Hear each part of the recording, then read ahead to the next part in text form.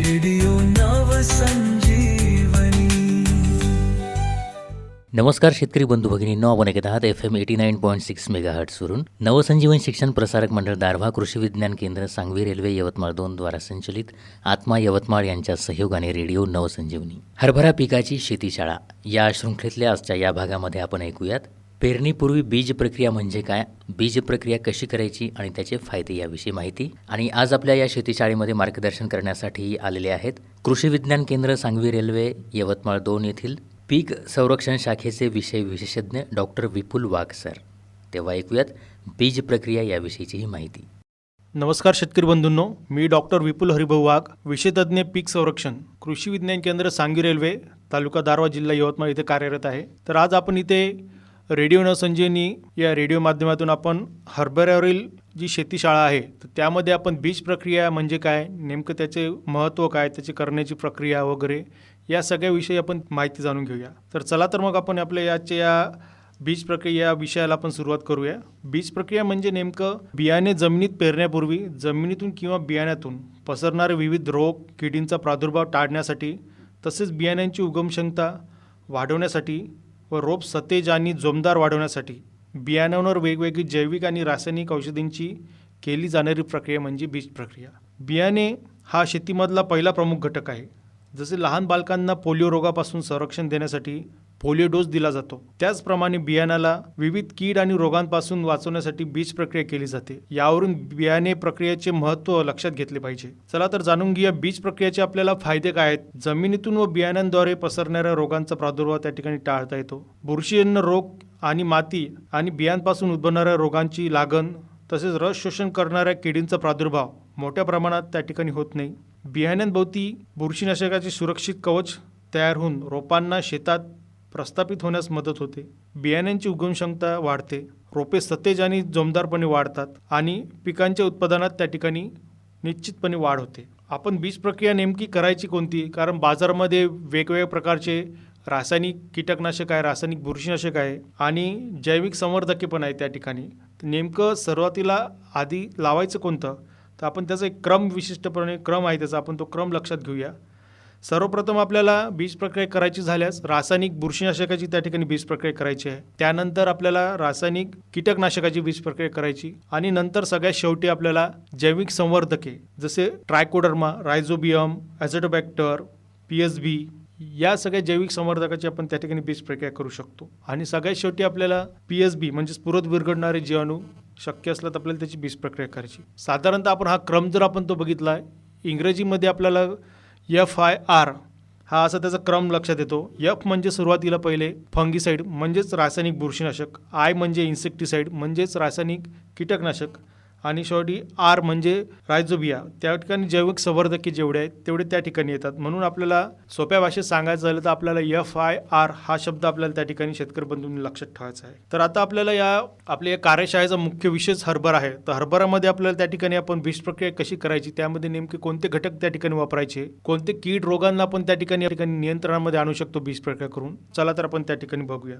हरभरा पीक आपण बघायला झालं तर साधारणतः महाराष्ट्र, मध्य प्रदेश, राजस्थान, गुजरात, आंध्र प्रदेश, कर्नाटक आणि अन्य राज्यांमध्ये मोठ्या प्रमाणात घेतले जाते. आपण साधारणतः महाराष्ट्र राज्य जर त्या ठिकाणी विचार जर केला तर त्या ठिकाणी आपलं कडधान्याचे क्षेत्र जे आहेत हे साधारणतः 45 लक्ष हेक्टर असून उत्पादनता साधारणतः आपलं 40 ते 45 लक्ष टन आणि उत्पादकता साधारणतः 950 ते 1000 किलो प्रति हेक्टर एवढी त्या ठिकाणी आहे.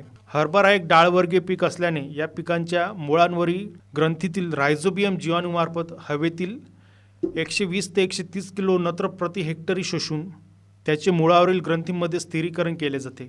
त्यामुळे जमिनीची पोत टिकून राहण्यास मदत होते, तसेच जमिनीची सुपीकता सुद्धा वाढते. बीज प्रक्रिया केल्याने कीटकनाशक फवारणीच्या खर्चात त्या ठिकाणी बचत निश्चितप्रमाणे होते. योग्य प्रक्रिया केल्याने बियाणे पेरल्याने कमी अथवा जास्त ओल्यावरती एकसारखे पीक त्या ठिकाणी निघून येते. बीज प्रक्रिया केल्याने पिकांची रोगप्रतिकार शक्ती वाढते, पीक जोमदार येते, जमिनीत नत्राचे स्थिरीकरण होते आणि जमिनीत अपायकारक जीवाणूंपासून पिकांचे संरक्षण त्या ठिकाणी होते. आता नेमकी बीज प्रक्रिया आपल्याला त्या ठिकाणी कोणते त्या ठिकाणी घटक आपल्याला वापरू शकतो आपण त्या ठिकाणी चला आपण बघूया. हरभरा पिकामध्ये मर, मुळकूज किंवा मानकूज आपण त्याला म्हणतो, यासारख्या रोगांपासून नियंत्रण करण्यासाठी पेरणीपूर्व आपल्याला ट्रायकोडर्मा बुरशीनाशकाची आपल्याला 5 ग्रॅम प्रति किलो बियाण्यास बीज प्रक्रिया करायची आहे.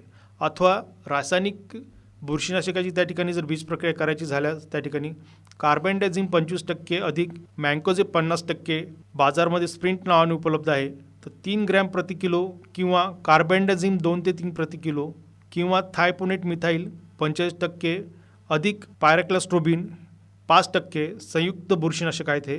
याचे 2 ते 3 मिली प्रति किलो किंवा फेनफ्लुथ्रीन 13.28% अधिक ट्रायफ्लोझिट्रोबिन 13.28%, 0.5 ते 1 मिली प्रति किलो बियाणे तसेच थायमिथॉक्झम 30% FS 5 ते 7 मिली प्रति किलो बियाणे बीज प्रक्रिया करायची आहे. त्यानंतर पेरणी करण्याच्या 1 तास अगोदर आपल्याला रायझोबियम जे जैविक खत जे आहे त्याचे आपल्याला 200 ते 250 ग्रॅम प्रति 10 किलो बियाण्यास आपल्याला त्या ठिकाणी बीज प्रक्रिया करायची आणि सावलीमध्ये वाळून नंतर आपल्याला त्या ठिकाणी पेरणी करायची आहे.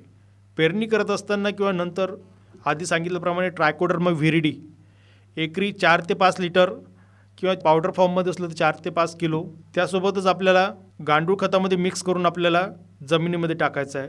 त्यामुळे मर आणि कॉलर रॉट या दोन्ही रोगांचं नियंत्रणासाठी आपल्याला चांगल्या प्रकारे एक प्रभावी जैविक बुरशीनाशक त्या ठिकाणी आपल्याला ट्रायकोडर्मा व्हिरिडी हे काम करते. त्याचा वापर आपण दोन्ही प्रकारे जर आपण केला तर फायदेशीर आपल्याला त्या ठिकाणी एक निश्चित प्रमाणे होतो. पेरणीपूर्व आधी सांगितल्याप्रमाणे आपण जर 2 ते 5 किलो प्रति एकर ट्रायकोडर्मा पावडर आपण शेणखतामध्ये किंवा गांडूळ खतामध्ये मिक्स करून जर टाकली तर भविष्यामध्ये उद्भवणारा जो मर रोग आहे त्या ठिकाणी आपण निश्चितप्रमाणे आपण त्याला कंट्रोल करू शकतो.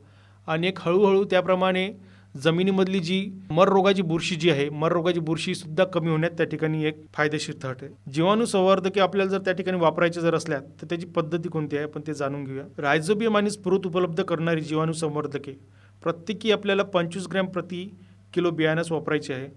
प्रथम सुरुवातीला 125 ग्रॅम गूळ प्रति लिटर गरम पाण्यात आपल्याला विरघळून घ्यायचं आहे. ते द्रावण आपल्याला थंड झाले की त्यामध्ये आपल्याला 250 ग्रॅम प्रत्येक जीवाणू संवर्धक एकत्र करायची आणि ते आपल्याला 10 किलो बियाण्याला आपल्याला पुरेसे आहे. त्या ठिकाणी बीज प्रक्रिया करताना आपल्याला त्या ठिकाणी बियाणे आपल्याला ताडपत्री झालं किंवा प्लॅस्टिकवर घेऊन किंवा एखाद्या प्लॅस्टिकच्या किंवा स्टीलच्या भांड्यामध्ये घेऊन आपल्याला त्या ठिकाणी ठेवायचं आहे. त्याच्यानंतर आपल्याला त्यामध्ये जे आपल्याला आवश्यक ती द्रावण जी घटक आपल्याला त्या ठिकाणी टाकायचे आहे ते आपण टाकू शकतो. असे बियाणे आपल्याला सावलीत वाळवायचे आहे आणि व्यवस्थितपणे आपल्याला त्या ठिकाणी द्रावण त्या ठिकाणी बियाण्याला चांगल्या प्रकारे लागल्यानंतर किंवा वाढल्यानंतर आपल्याला त्यानंतर आपल्याला त्यासाठी पेरणीसाठी आपल्याला ते बियाणं वापरायचं आहे.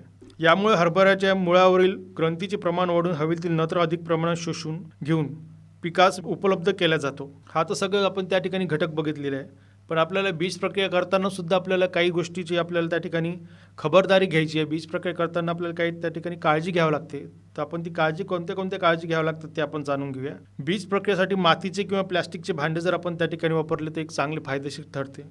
या भांड्यांचा वापर त्या ठिकाणी शेतकरी बंधूंना एक विनंती करू इच्छितो की त्या भांड्याचा वापर पुढे जे आहे आपल्याला अन्न शिजवण्यासाठी आपल्याला करायचं नाही किंवा कोणत्याही प्रकारचे त्या ठिकाणी खाद्यपदार्थ त्या भांड्यामध्ये ठेवू नये. बीज प्रक्रियेनंतर भांड्याचे झाकण किंवा प्लॅस्टिकचे पिशवीचे तोंड आपल्याला लगेच उघडायचं नाही. काही वेळ थोडावेळ आपल्याला बंद करायचं आहे. नंतर आपल्याला त्या बीज प्रक्रियेसाठी आपल्याला उपयोगात आणायचं आहे. बीज प्रक्रियेनंतर शिल्लक राहिलेली बियाणे जनावरांना किंवा मनुष्याच्या खाण्यासाठी वापरू नये. बीज प्रक्रिया करताना हातामध्ये रबरी मोजे घालावे आणि तोंडावर मास्क लावावं. या जर आपण खबरदारी घेतल्या त्या ठिकाणी एक चांगल्या प्रकारे आपल्याला बीज प्रक्रिया त्या ठिकाणी हरभरा पीक असो किंवा बाकीचे पण अन्य पीक असो तर आपण त्याला चांगल्या प्रकारे करू शकतो. आणि उत्पन्नामध्ये निश्चितप्रमाणे आपण जर व्यवस्थित जर सगळ्या गोष्टी जर आपण त्या ठिकाणी जर अनुसरण केल्या तर आपल्या उत्पादनामध्ये आपल्याला साधारणतः 15 ते 20% आपल्याला त्या ठिकाणी बीज प्रक्रियेतून त्या ठिकाणी फायदा होतो. आणि भविष्यामध्ये उभ्या पिकामध्ये आपल्याला कमीत कमी त्या ठिकाणी कीड आणि रोग येतात आणि त्यामुळे आपल्याला निश्चितपणे आपल्याला उत्पन्नाची त्या ठिकाणी आपल्याला शाश्वती भेटते. धन्यवाद. तर शेतकरी बंधू भगिनींनो, आत्ताच आपण हरभरा पिकाची शेतीशाळा या शृंखलेमध्ये बीज प्रक्रिया म्हणजे काय, बीज प्रक्रिया कशी करायची आणि बीज प्रक्रिया करण्याचे फायदे याविषयी मार्गदर्शन ऐकलं. आजच्या या शेतीशाळेमध्ये आपणाला मार्गदर्शन केलं होतं डॉक्टर विपुल वाघ यांनी. डॉक्टर विपुल वाघ सर हे विषय विशेषज्ञ म्हणून कार्यरत आहेत कृषी विज्ञान केंद्र सांगवी रेल्वे यवतमाळ 2 या ठिकाणी. तेव्हा भेटूया पुढच्या कार्यक्रमामध्ये. तोपर्यंत नमस्कार. रेडिओ नवसंजीवनी, नव्या विचारांची नवी दिशा, नव्या स्वप्नांची नवी आशा.